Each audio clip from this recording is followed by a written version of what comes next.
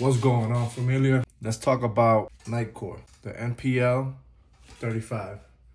Let me give you guys a close-up. Pretty nice, pretty well executed in my opinion as far as aesthetics go. I'm really big about aesthetics. I mean, I'm not shallow like that, but that's just me, you know? But let's go over some of the specs on this thing. Let's start with, what it has to offer. So we got a maximum of 2,000 lumens. That's crazy. That's way more than your average weapon lights from all these other companies.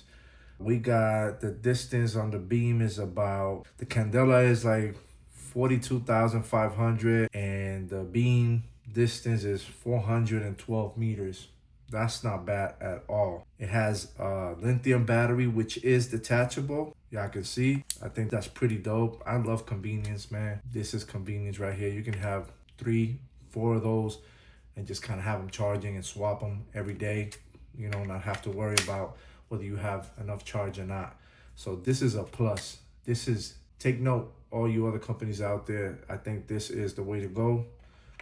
Definitely love that. We can continue on and, talk about the runtime on this thing is 3 hours and 15 minutes. I mean, to say the least, name me a company that has a light that'll last you that long. That's actually a handgun light.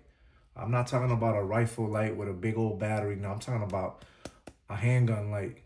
That's 3 hours and 15 minutes. That's big for me because, even at work, that's one thing that I choose my tools by, the runtime that they have to offer. And the more runtime it has, the better, because the least I have to worry about it dying on me. So, 3 hours and 15 minutes, that's crazy. Modes, you have high, you have, high, let me see, strobe, and low. And they're very easy to change. You go strobe, high, low. Has a little latency, but that's besides the fact, right? You got 3 modes there. You got high, low, and strobe. That's pretty cool. It gives you options. And, it's Glock compatible. It's also Picatinny 1913 standard rail compatible. And, very tactile. The buttons are very nice, ambidextrous, obviously, like most weapon lights are in the market. But this right here is what sold me so far. And it's USB-C rechargeable, I don't know if they sell a stand or like a docking, like a charging dock for these batteries. They should, so that you can have at least an extra battery or multiple batteries charging at the same time. I think that would be a hit if Nitecore did that.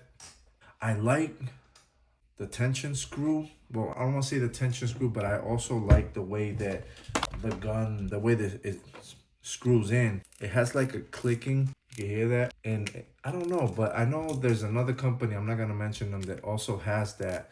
And I think that's pretty cool. Kind of like lets you know that it's, screwing in. I don't know.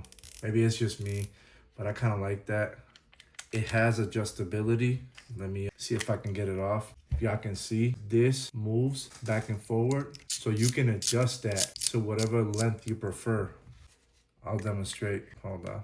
Let me see if I can get it in. I don't know why I'm having such a hard time trying to get this in, but there we go. So right now, if I wanted to put it that far out, I could. And bear with me. I can see you can move it up and down. You can adjust. If you want it there, you can leave it there. I like it flush, as close as I can to my trigger finger, which I actuate with. Obviously, if I'm engaged, it's gonna be the thumb.